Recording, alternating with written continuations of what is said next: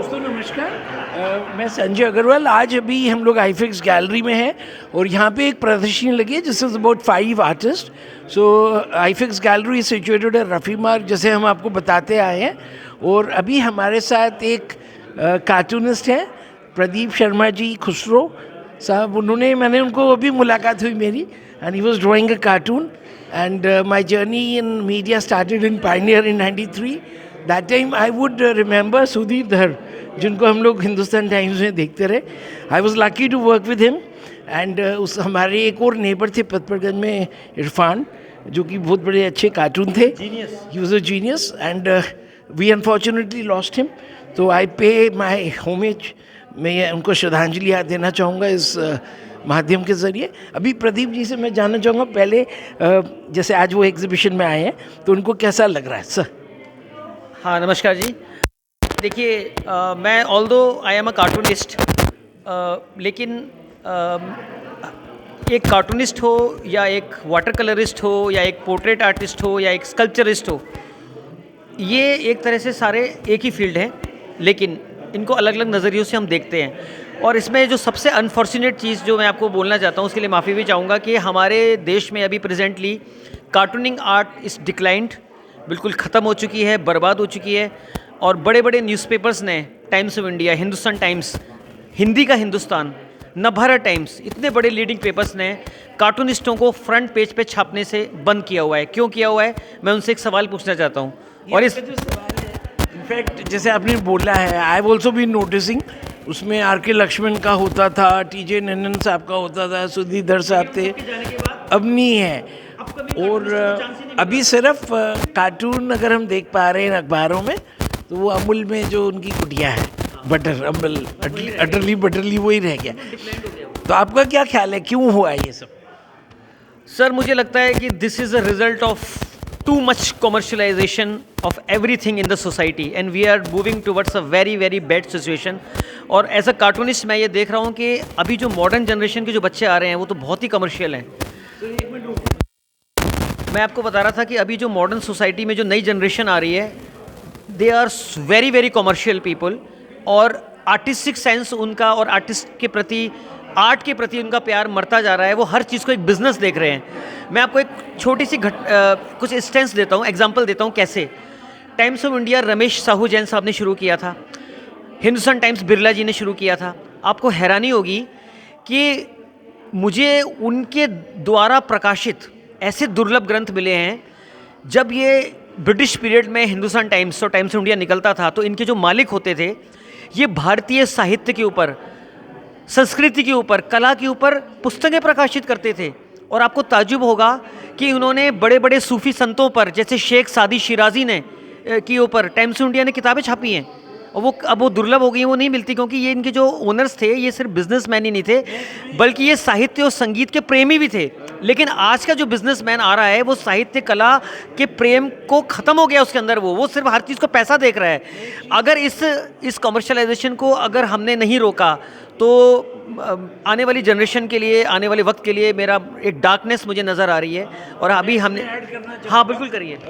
मुझे याद है कि बचपन से हम लोग बॉम्बे में रहे, और जो आपने जिक्र करा साहू रमेश चंद्र जैन, मेरे फादर के वो साथ मतलब सीनियर थे उनके, बनारस हिंदू यूनिवर्सिटी से। अशोक जैन सर जो हैं, जो विनीत जैन, अभी समीर जैन, तो मेरे नाना साइड से रिश्तेदारी, मेरी मम्मी की मामा लगते हैं वो।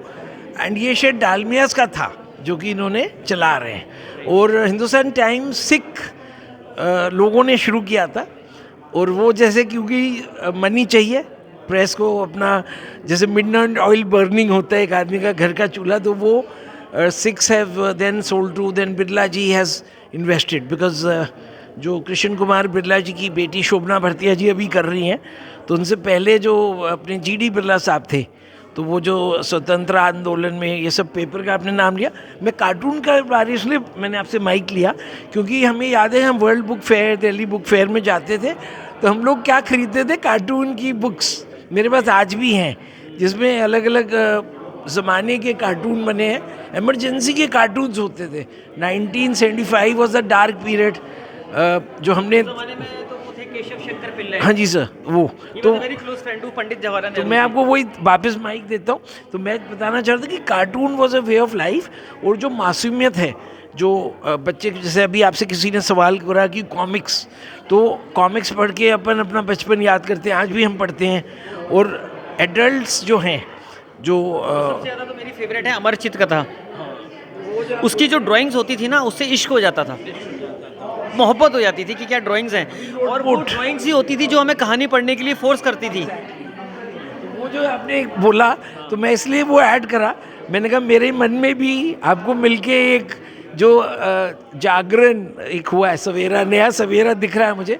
और शायद हम लोग, आप आगे इस पेंटिंग्स जो आपके पीछे हैं उसके बारे में आप प्रदर्शनी में कैसे लग रहा है? मैं एक और चीज़ मैं बोल रहा हूँ, माफ़ी चाहता हूँ कि अभी अमरचित कथा वाले भी जो है पब्लिश जो कर रहे हैं, वो भी एक बहुत बड़ी गलती कर रहे हैं। वो सिर्फ वो अपनी जो 50 साल पुरानी जो कॉमिक्स हैं उन्हीं को रीप्रिंट करते जा रहे हैं और नए आर्टिस्टों को वो चांस नहीं दे रहे।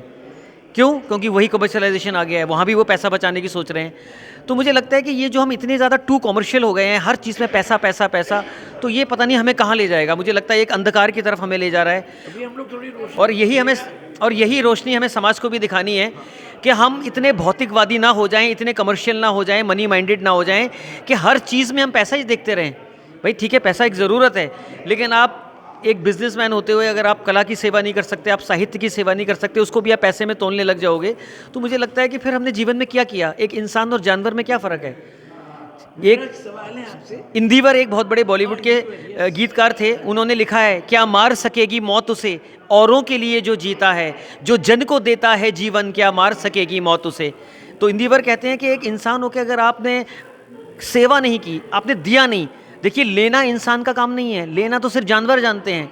इंसान वो है जो देना जानता है। हमें समाज को देना है, अपने लिए तो सभी करते हैं, पर सोसाइटी के लिए, अपने देश की मिट्टी के लिए, उसकी संस्कृति के लिए, कला के लिए, साहित्य के लिए, संगीत के लिए हमने क्या किया, ये हमारे लिए सबसे इम्पोर्टेंट है सर।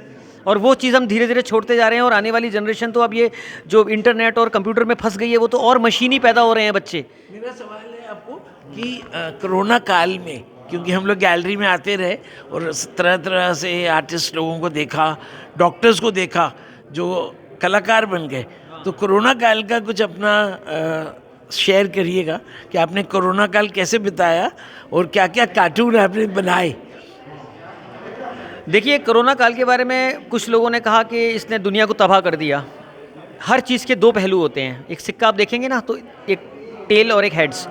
तो कोरोना का जो पॉजिटिव जो मैं देख रहा हूँ कि कोरोना का पॉजिटिव साइड क्या है, वो ये है कि मैं अपने बारे में बताता हूँ कि मेरे जितने भी सर्कल में लोग थे जो गवर्नमेंट जॉब में नहीं थे और प्राइवेट सेक्टर में थे, उनकी नौकरी छूट गई जिनकी, या जिनके पास फ्रीलांसर्स थे, काम नहीं था कुछ, तो वो मुझे फ़ोन करते थे कि सर दिन में कुछ काम ही नहीं है, हम कितना टीवी देखें, कितना वो पढ़ें, कुछ घर से बाहर नहीं निकल सकते। तो उस समय मैंने उस वक्त को यूटिलाइज़ किया, और आप हैरान हो जाओगे कि पूरे कोरोना काल में जहाँ हम नॉर्मल लाइफ में 5 घंटे भी काम नहीं कर पाते, मैंने 20-20 घंटे काम किया है। और वो मैंने काम क्या किया, मैंने ग्रंथों की रचना की। मैंने 11,000 पन्नों का ग्रंथ लिखा अमीर खुसरो पर, और एक ग्रंथ मैंने आर डी बर्मन पे लिखा, जो कि बॉलीवुड के बहुत बड़े म्यूज़िक डायरेक्टर हैं, और मैं बचपन से उनके फ़ैन रहा हूँ। और अभी मैं 2017 से बॉलीवुड फिल्मों में गाने भी लिख रहा हूँ। कौन-सी भाषा में आपने लिखा? मैंने हिंदी में लिखा है, खड़ी बोली हिंदी। अमीर खुसरो जो थे वो खड़ी बोली हिंदी के पहले कवि हैं, और आपको बड़ा हैरत होगी कि हाँ, अमीर खुसरो जो थे, देखिए वो एक बड़े ही अनोखी और अनहोनी भारतीय हैं, क्योंकि उनके फादर उज़्बेकी थे, उज़्बेकिस्तान के, और माँ थी राजस्थान के एक राजपूत फैमिली से। बलबन के ज़माने में अमीर खुसरो का जन्म होता है उत्तर प्रदेश के छोटे से कस्बे पटियाली, जिला एटा में।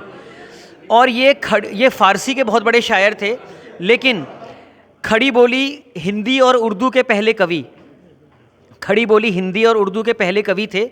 और आपको ताज्जुब होगा कि आज ये जो हम उर्दू भाषा देखते हैं, जिसको पहले रेख्ता शायरी कहा जाता था, इसकी बुनियाद अमीर खुसरो ने 13वीं शताब्दी में रख दी थी। और सिर्फ 40 साल की उम्र में अमीर खुसरो इतने मशहूर हो गए थे कि आज मैं जैसे इस कला दीर्घा में खड़ा हुआ हूँ, तो दुनिया के बड़े बड़े कलाकारों ने, चित्रकारों ने, पेंटर्स ने अपनी कलम से अमीर खुसरो के पोर्ट्रेट्स बनाए, उनकी किताबों को चित्रित किया। उनके खमसे को, उनकी मसनवियों को, दीवानों को, और लाखों की तादाद में पेंटिंग्स भारत से लेकर Central Asia, Tajikistan, Uzbekistan, Kazakhstan, Azerbaijan, Kyrgyzstan, Tunisia, Morocco, Rome, Italy, Germany तक लोगों ने अमीर खुसरो की रचनाओं पे चित्र पेंटिंग्स बनाए, वाटर कलर, ऑयल पेंटिंग्स।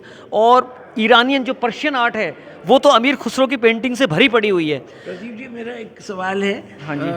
दो सवाल है। हाँ एक जी। तो ये ड्रॉ हो जो आज हम लोग ये हाँ, खड़े हैं आईफिक्स ये गैलरी में, तो यहाँ पे क्योंकि जब आप आ रहे हैं तो आप जाएंगे, और आपने अभी मैंने देखा जब मेरी आपसे परिचय हुआ तो आज जो विजिटर बुक में कार्टून ड्रॉ कर रहे थे, तो हाँ। आपने क्या चित्र ड्रॉ करा तो है? वहाँ थोड़ा विजिटर बुक पे कार्टून भी दिखा दें। एक बार सर वो ले लिया, हाँ। आप बता दें क्या क्या ड्रॉ करा आपने, हम दिखाएंगे वो अभी दोबारा। देखिए, वहाँ तो मैंने सिर्फ एक कैरेक्टर ड्रॉ किया। एक्चुअली क्या है कि कार्टून और एक कैरिकेचर में एक बुनियादी फ़र्क ये है कि कैरिकेचर आप किसी ऐसे व्यक्ति का बनाते हैं जो आपके सामने जीवित है, मौजूद है, और उसको समझ के उसके चेहरे को अंडरस्टैंड करके और अपने हिसाब से उसको आप एक कार्टूनिश शक्ल देते हैं। और अगर वो आपका मित्र है या परिचित है पुराना, तो उसकी कमियों को और अच्छाइयों को भी आप कैरिकेचर के माध्यम से जाहिर कर सकते हैं। मिसाल के तौर पे, अगर आपका दोस्त आपको लगता है कि बहुत कनिंग है, सेल्फिश है, तो आप उसको लोमड़ी दिखा दीजिए, तो वो लोमड़ी का भी इसमें फिगर आ जाएगा और आपके दोस्त की भी शक्ल दिखाई पड़ेगी। तो अक्सर जो है वो जब ब्रिटिश पीरियड था तो मुझे याद है कि अंग्रेज़ जो हैं वो भारतीयों के बारे में एक जुमला कहा करते थे कि Indians have no sense of humour. और वो इसलिए ऐसा कहा करते थे क्योंकि बहुत से ऐसे भारतीय होते थे, जब वो कार्टूनिस्ट उन पे कार्टून बनाते थे तो वो बुरा मान जाते थे। तो अंग्रेज़ों का ये कहना था कि ये कला है और हमें इसको एक कला की तरह देखना है। बल्कि वो कहते थे कि कार्टूनिंग एक अकेला ऐसा कला, एक आर्ट है जो कि आपको आईना भी दिखाता है, वो सिर्फ लाइंस नहीं है। अभी जैसे आपने बोला ना ड्रॉ होप, तो मैं इस ड्रॉ होप के माध्यम से एक कार्टून होप का भी मैसेज देना चाहता हूँ भारतीयों को कि अभी कार्टून कला भारत में मर गई है, मर चुकी है। सारे अखबारों से फ्रंट पेज से कार्टूनिस्ट गायब हो चुके हैं। पता नहीं मैनेजमेंट की क्या पॉलिसी है, क्यों ये कार्टूनिस्टों को जगह नहीं देना चाहते, क्यों उनको बढ़ावा नहीं देना चाहते। अगर ऐसा नहीं किया गया आने वाले सालों में तो ये कार्टून कला बिल्कुल ही ख़त्म हो जाएगी भारत से। और का जैसे आपने बोला है ना, तो मैं समझ रहा हूँ जो आपने बोला, आई एम जस्ट टॉकिंग, जैसे हम लोग व्हाट्सएप पे लगे हुए हैं, उसमें हम लोग अपने आँखों की रोशनी खो रहे हैं। और अभी व्हाट्सएप पे कुछ ऐप्स बने हैं जिसमें आप लोग अपने फ़ोटोग्राफ, सबको अपनी फ़ोटोग्राफ दिखाते हैं। जैसे मैंने एक बिल्ला लगाया तो मैं जय श्री राम एक तरफ कुछ लगा के, और फिर सुबह मॉर्निंग में वो भेजता हूँ। तो उसमें वो जो इमोजीज हैं वो तो कार्टून नहीं है, वो तो एक मशीन मेड है। और वहाँ पे जैसे हास्य व्यंग और सब चीज़ में कार्टून होता है ना दर्शित। पहले जैसे आपने कार्टून को ही बनाया तो वो एक चित्र ही मतलब पूरा कन्वे कर रहा है मैसेज। मेरा एक प्रश्न जो आ रहा है मेरे मन में कि भारत के अखबारों में ये सब आप देख रहे हैं और विदेशों में कई अखबार बंद हो रहे हैं। नेशनल ज्योग्राफिक था, वो बंद हो गया, जो मैगजीन थी। तो विदेशों में इसका आपको अगर जानकारी कुछ होगी, कार्टूनिंग विदेशों में कैसे ले रहे हैं उसको? देखिए, जहाँ तक अभी मेरी जानकारी है तो उस जानकारी के हिसाब से मुझे ये मालूम है कि जो कार्टून कला है वो भारत में तो बिल्कुल ही ख़त्म हो चुकी है, बिल्कुल लुप्त हो गई है। और क्योंकि जब तक किसी कला को संरक्षण नहीं मिलता, प्रोत्साहन नहीं मिलता और उसका कुछ चीज़ फाइनेंशियली नहीं होती, तो वो कला प्रोग्रेस नहीं कर पाती है। जहाँ तक विदेशों का सवाल है तो विदेशों में क्योंकि जो डेवलप्ड कंट्रीज़ हैं जैसे अमेरिका है, ब्रिटेन है, तो वहाँ वो डेवलप्ड कंट्रीज़ हैं, वहाँ पैसे की कोई कमी नहीं है। और वहाँ के लोग हमेशा से ही, आप देखिए कि अंग्रेज़ भारत में इतने साल हम उनके गुलाम रहे, इसके भी दो पहलू हैं, एक नेगेटिव और एक पॉजिटिव। नेगेटिव पहलू ये है कि उन्होंने हमारे पर जुल्म किए, कितने अत्याचार किए, हमें इतने सालों गुलाम रखा और बहुत कुछ किया। लेकिन उसका एक पॉजिटिव साइड ये है कि अंग्रेज़ अगर हमें गुलाम ना बनाते तो आज हमारे पास रेलवेज, टेलीकम्युनिकेशंस, ये सब चीज़ें नहीं होती, हम इतने एडवांस नहीं बनते, हम वही उसी गाँव की जीवन में रूरल जीवन को जी रहे होते। और इस सच्चाई भी है। अंग्रेज़ों ने, देखिए सुनिए, अगर आपको ये लगता है कि हम राम और कृष्ण के देश में पैदा हुए हैं तो, और अगर हम ही उनको सारे विश्व का भगवान मानते हैं, तो हमें एक विचार ये सोचना चाहिए कि ऐसा क्या था कि हमारे रामकृष्ण ने तब हमारा ख्याल नहीं रखा जब हम पहले मुस्लिम आक्रांताओं के गुलाम रहे, उसके बाद अंग्रेज़ों को भी गुलाम रहे। तो ये क्या होता है कि मैंने जब बड़े बड़े फ़िलासफ़र्स को पढ़ा, जिसमें ओशो रजनीश एक बहुत बड़े फ़िलासफ़र हैं जिनका मैं फ़ैन हूँ, तो ओशो ये कहते हैं कि असल में हम लोगों के साथ प्रॉब्लम क्या है कि हम जो इंसान है ना, हमारा जो मानसिक स्तर है सोचने का बहुत नीचा है, हम उच्च सोच ही नहीं पाते। क्योंकि हम सेल्फिशनेस से घिरे हुए हैं। वो कहते हैं कि आप अपने स्तर से ज़रा ऊंचा उठ के सोचिए और ये देखिए कि राम और कृष्ण जिनके आप भक्त हैं, आप एक हिंदू के नाते उनको अपना भगवान मानते हैं और कहते हैं कि संसार का कण कण ईश्वर ने बनाया है, उसी रामकृष्ण ने। तो वो उस समय कहाँ थे जब हम अंग्रेज़ों के गुलाम थे? तब उन्होंने हमारा ख्याल क्यों नहीं किया? तो वो उसकी एक लीला थी, ये ओशो का कहना है। और वो ये लीला ये कर रहा था कि वो विभिन्न संस्कृतियों का एक मिलन करवा रहा था एक अपने ही अलग स्टाइल से। हम इस चीज़ को नहीं समझ पाए। मैं आपका वो चीज़ को आगे बढ़ाते हुए बस बोलना चाहूँगा आखिर में कि लास्ट अभी हम 2 दिन से इधर थे आईफिक्स में, तो एक मैडम टीचर थी अल्पना महाजन जी, उनका ब्रॉन्ज स्टैचूज थी। अच्छा। तो वो ब्रॉन्ज स्टैचू में उन्होंने साइकिल का व्हील एक पहिया दिखाया है और 2 बच्चे उसमें जो जिम्नास्टिक्स एरोबिक्स बोलते हैं ना, जो अपन सर्कस में देखते थे, अब सर्कस भी लुप्त हो गई है। वो भी खत्म हो गई। सर्कस जो है मेनका गांधी जी के द्वारा जो उन्होंने बोला कि जानवर को मतलब जबकि मैं बोलता हूँ कि लोग जानवर को, मरे हुए जानवर को खा रहे हैं, उसमें उनको कुछ नहीं दिख रहा है और वो मांस खा रहे हैं, बीमार हो रहे हैं हॉस्पिटल में। सही बात, मारकर खा रहे हैं। हाँ, मारकर खा रहे हैं। मैं तो कई बार बोला लोगों को, तो लोग बोले भैया अभी मत बोलो, हम लोग को अपना प्लेट नीचे रखना पड़ेगा। मैं कहा जिंदा लाश तुम लोग खा लोगे, तो मरा हो तो कुछ पका के खा रहे हो सर। तो हम लोग आखिर में बस स्टॉप करेंगे और अभी हम कलाकारों के साथ इंटरव्यू करेंगे। धन्यवाद। ठीक है, धन्यवाद। आप रुकिए सर, अभी है ना, अपन इंटरव्यू कर लेते हैं एक बार। Thank you so much. Thank you. Stop हो गया।